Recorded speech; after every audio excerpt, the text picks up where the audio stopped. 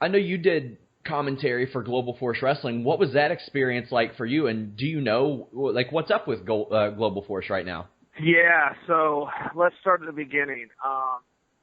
So Nick was such a good dude, just such a nice guy. And, you know, anytime you're the new kid in school, it's never a great first day. So I don't know anybody. They're really tight. You know, I don't know how to act. I'm a big fan. And I was coming right into a big spot where I was going over, and it didn't deserve it in terms of the wrestling world, right? The guys that travel the towns are the ones that deserve it. So it was just kind of a weird place. And he was one of the guys right away reached out. And as far as where Global Force is at, I asked him. I said, hey, because he's the champion. I said, what's going on there? There was talks of TV deals, and I know those are still in talks. I know that there are things moving with some very big companies. I don't know that business. I don't know exactly what it takes to sell a product or when things move forward. I know they've got 12 shows in the can right now. They're ready to roll out, but they don't have the partner in place. And as I understand it, and from talking to Nick, they are operating, and they're operating fairly regularly, but they're doing tours through the UK and some other areas in America, but they're not on television yet. You know, you've often been connected with pro wrestling, and one of the things I always wondered, you know, CM Punk told the infamous story about him not being allowed to walk you to the cage a couple of years ago. What was exactly the plan for that, and how were you informed he wouldn't be able to do that? Well, it was very unsophisticated. I reached out to CM Punk. I'd never met him, but you know, in that world, everybody knows everybody. You just do. And so I reached out to him where the fight was in Chicago, and he was a big fight fan and a big supporter, and from Chicago. And so I said, hey man, you know, I'm fighting in Chicago. Can you walk me out? And he's like, absolutely.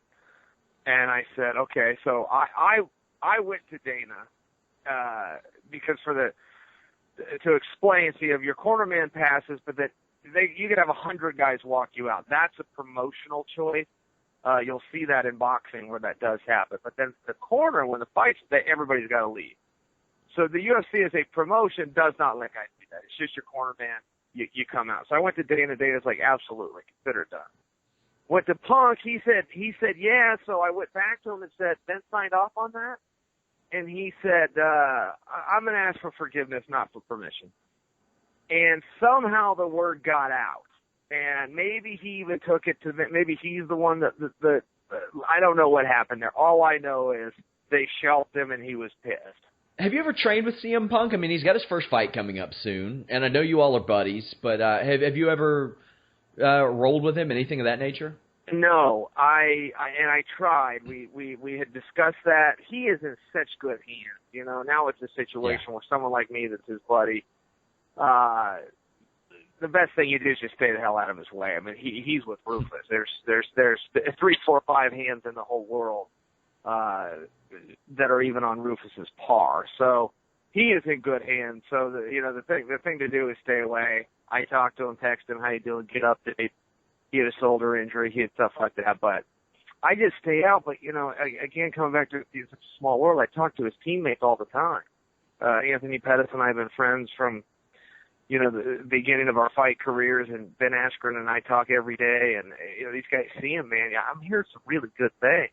And skill-wise, yeah, he's at probably where you think he'd be at, right? He's kind of where he deserves to be, a guy that just jumped into this. But toughness and showing up and dedicated and spirit and attitude, man, they rant and rave about him.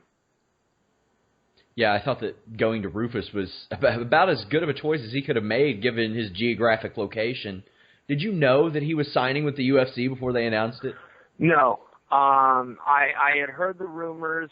I'm trying to think back because now this was a couple of years. I'm trying to think if I did know. I don't believe I did, because the vision that I have of finding out is when he stepped into the pay-per-view shot side by side with Joe Rogan again. I can't remember because it was a couple of years ago. I don't remember knowing. I just remember that shot, which leads me to believe that I was surprised as anybody. You also had Submission Underground recently.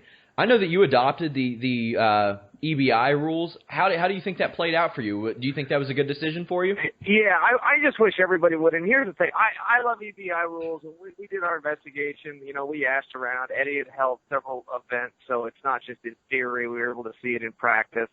But above everything, and I do think that's the ultimate set of rules, but above everything, there's got to be one set of rules. There just has to. You know, the Olympics are going on right now. You don't have multiple sets of rules. You don't have, well, if you're playing in Korea and you're talking basketball, a basket's worth 4 points. And by the way, you play 6 quarters when you're over in China. But when you go to Rio for the Olympics, it's 4 quarters and 2 points. It doesn't work that way. Every meaningful sport has a competitive architecture in place that everybody else adopts and participates under. And that's how you find out who the best is. You can't find out who the best in the world at something is when it's specific rules to that specific event. You just know who the best guy in that event on that day is. And it's really hard. My son plays football, and we're on vacation somewhere. I could take him to a local football practice. He'd get a workout, know exactly what's going on. That goes with hockey and soccer and tennis, all across the board. You can't go into a jiu-jitsu gym, have 4 or 5 guys on this mat, practicing for one set of rules, and 4 or 5 over here practicing for another set of rules, and 2 or 3 over here practicing for. You just can't do that. It's got to be universal. It's got to be the same if you want to really know who the best is, and you just have to figure out how you do that. And to say one says better than the next, that's an opinion thing, but I am very bullish on the idea that we all need to adopt some set of rules and move forward with that, or crowning a world champion is garbage. It's not true. Are you planning on running any more events, especially Submission Underground? Yes, we have. I've teamed up with Flow Combat. We have a commitment, a budget, if you will. Everything is set aside for 3 events. Then we'll, really reevaluate and go from there. But we will hold 3 events. We've already got the dates booked and the cards coming together. Shortly after that happened, your name popped up in the USADA pool again, which that kicked out a bunch of speculation, rumors. What's that process been like this time around for you?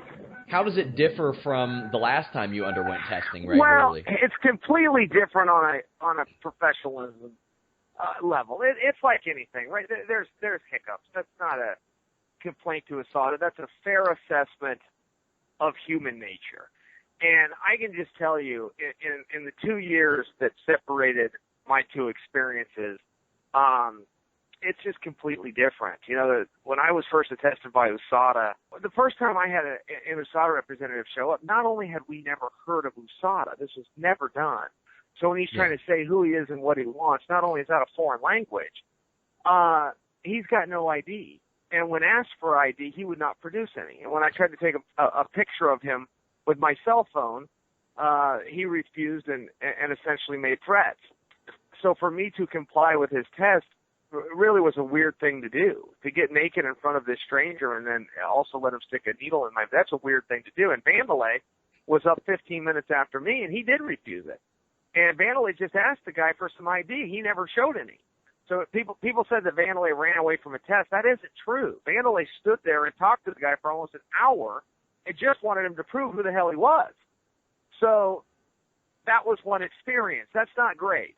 Now, it's totally different. It's so organized. It's organized online. You have to give something called whereabouts, which means you have to let them know where you are 24 hours a day, 7 days a week, 365 days a year. Well, that sounds like a big pain in the ass and an undertaking, but you can just do it on your smartphone. You can just type it in and go. If something comes up, you gotta run out of town or run to a birthday party, whatever it is. You just go online, boom, type it. 5 seconds, you're done. And it's a very fair way to do sport as long as everybody agrees to the rules. Yeah, I wondered how that worked. I didn't know if they had like a GPS, like they essentially LoJack the fighters, and that lets them know. I wasn't sure how that works. kind of interesting. There's talk of that. It's funny you bring that up because there's actually talk of that for their app so that you don't have to constantly, you got to run to the store or something like that, that you can just go. But that technology is not there yet. We had some news of rule changes this week in MMA, namely eye pokes, some changes to the female apparel, and the not the 3-point stance, because that's not necessarily what it is. The downed opponent. What did you think of those rules? Do you think that was overdue, or do you think this is about the right time to make that call? It's a solution in search of a problem. The eye poke needed to be addressed for a while. The uniform change, take it or leave it. It doesn't make a damn bit of difference. But they did make one for what is a downed opponent. And that was a struggle. That was a big struggle. There's not one fighter, not one. That's a literal statement. There's not one fighter on board with that rule change. There's not one promoter, and again, that's literal. There's not one promoter on board with that rule change. These people got together in a back room and put this together, and you're just sitting there scratching your head going, wait a second. You're telling me you want to change the down fighter rule so that the other guy can knee the guy in the head when he's in a terrible position. That is the opposite of fighter safety. Encouraging knees to the head. It was just this ridiculous thing. And you see that all the time with government work. But generally, there's a need for it. Even if they get it wrong, they're trying because there's a need. This one, these guys were out in left field with the catcher's mitt on. Nobody wanted this change except them.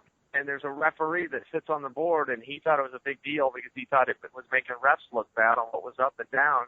And now they made the sport more dangerous in the guise of protecting it, and it was ridiculous and it was wrong. I would imagine even for promoters that has ramifications as it pertains to insurance and things of that nature too.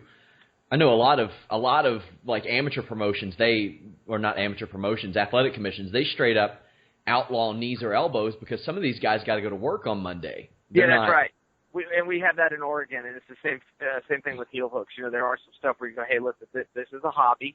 Very few people are making a living at it, and even if you are, you have a reasonable right to go make a living without having to go to the hospital at the end of the day. So, they acted unilaterally. I don't like that. This is not the biggest deal. I don't mean to have this in my craw, but you brought up the question. This was ridiculous. This was a solution in search of a problem. I've never seen anybody game this. I've never seen it. I trust that it's happened. I've never seen it. I must watch 10, 11 fights every week. I've never seen it. So they literally, there was no problem, no outpouring, not one fighter on board and not one promoter on board, and they changed the rule to make the sport more dangerous. And they operate under the guise, now this is a fake guise, all right? They operate under fighter safety. We are here to protect fighters and make sure this is safe. That's what they operate under. It's not true. They operate to get a check every Friday at 5 deposited in their account. But in that vein, in that false narrative of fighter safety, they made the sport more dangerous. And you rack your brain sometimes. You go, what's going on here, guys? This is the blind lead the blind. This is ridiculous. I mentioned your podcast earlier. You've been at that quite a while. I believe it's a couple times a week. You had, as I mentioned, Magnus, Ben Askren, Dan Severn. I loved the conversation you had with Malkikawa. Like that was remarkably enlightening. What has it been like running the podcast? It's so fun. It's so fun. There's very few things that you can do in this world that are jobs, but they're not work. Like talking to you, I could do this all day. I love this sport. I have opinions on it, and I love to share them. I love to visit. And that's all the podcast is. You go on, you have a conversation. I don't want to interview somebody. Sometimes I'll have a guy on. It turns into, it's like he's under subpoena to be there. And I want to tell him, hey, you don't have to be here. Go ahead and go. I'll ask a guy a question. I'll get a yes. I'll get a no. It's like, hey, let's just stop right now. Let's have a conversation. You talk, I talk, you ask me something, I answer you something. Let's just visit and record it. And those are the best podcasts. I only listen to a couple of podcasts, but those are the ones that I like. I don't like an interrogation where that's not fun to do. It's fun to have somebody on that I think is interesting or I think is a cool guy or I've admired over the years and then just visit with them. Yeah. You have such a natural flow to your conversation as well. Like you're able to get this information out of people without doing the typical thing that a lot of us reporters have to do and pry. It naturally comes up. Well, thank you.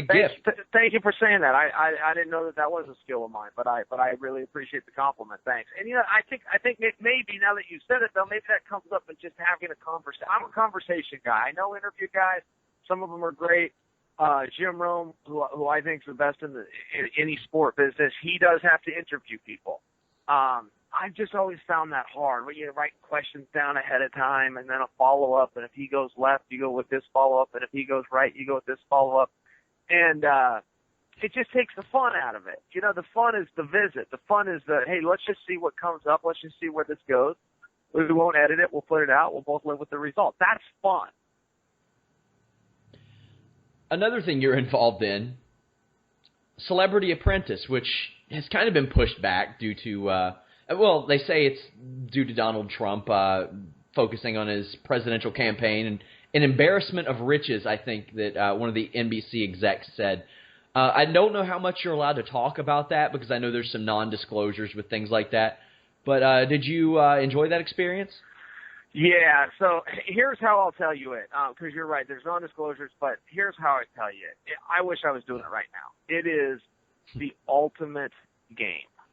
And here's how I'd explain it to you. Think of how much fun you've had in your life playing games. When you were a kid, you probably played 3 games. They cost you nothing. Hide and seek, tag, Little League. You have these great memories of games, checkers, Yahtzee, Monopoly, whatever it might be, great games. You want to become an adult. Now you're going to play even better games. You're going to go out and golf. It might cost you some money, $30. You're going to go golf for a few hours, whatever it is. This game costs $10 million to put on. That's what it costs NBC. So this is a game we got to play that costs $10 million. So if you think of how much fun you had playing hide and seek for free, that costs absolutely nothing. You just need a house with a couple of rooms and a closet somewhere to hide. This is a $10 million game. I wish I was there right now. It was so fun. It was so incredible. It was great. It was just great. Something I have always wondered, Chael, always wondered, and I've wondered this since it was announced, really. A couple years ago, when Dan Henderson and Jon Jones' fight got pulled, and then you ended up getting that spot. But rumors came out that Dan Henderson was hurt a couple weeks before the announcement that he would withdraw. I noticed on UFC Tonight, it seemed like maybe you were posturing a little bit. Did you know that Dan Henderson was hurt well ahead of time? Were you clued in? Did you happen to find out? And was that a game plan for you once you did find out? No, I did not know that Dan was hurt, and I thought Dan was going to win that. But I wanted to fight Jon Jones, and it didn't have anything to do with the title. I thought he was an entitled brat that was overrated in fighting bumps. Now, after I got in there with him, I don't have that opinion anymore. But that's what I thought. I was just going after Jon Jones. The title didn't have anything to do with it. It was just a byproduct of his level of success. Dan and I are very close, and we've trained together since 1999.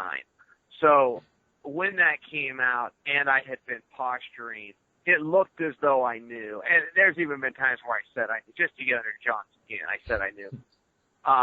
But Dan didn't like that. I said that one time, and Dan got pissed and called me and somehow thought that made him look as though he was part of a conspiracy. I still don't get Dan's point why he was bothered by that. I thought, this is just a good fun. But because Dan did say that, he's an older member and he's someone that I look up to and admire, I can't run this shtick anymore. No, I did not know. I think it's great that he even though he lost that championship, he finally gets another shot.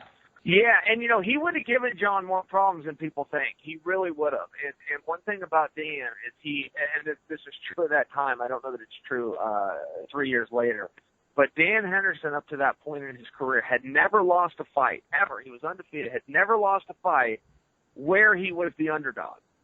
That was just the spot that he liked. That's where he performed, whether it was Fate or whatever. I mean, go through the list. When he was the underdog, he beat Big Nogueira, right? And these are heavyweight world champions. they rematched. Dan was the favorite because he loses the fight. When Dan's the underdog, that's just the spot for that guy. And it's just what could have been. You know, who knows? But Dan beat Vic Nogueira. He beat Fedor. Don't act like Jon Jones was out of the realm of possibility. But we'll never know. It's just something you can talk about now.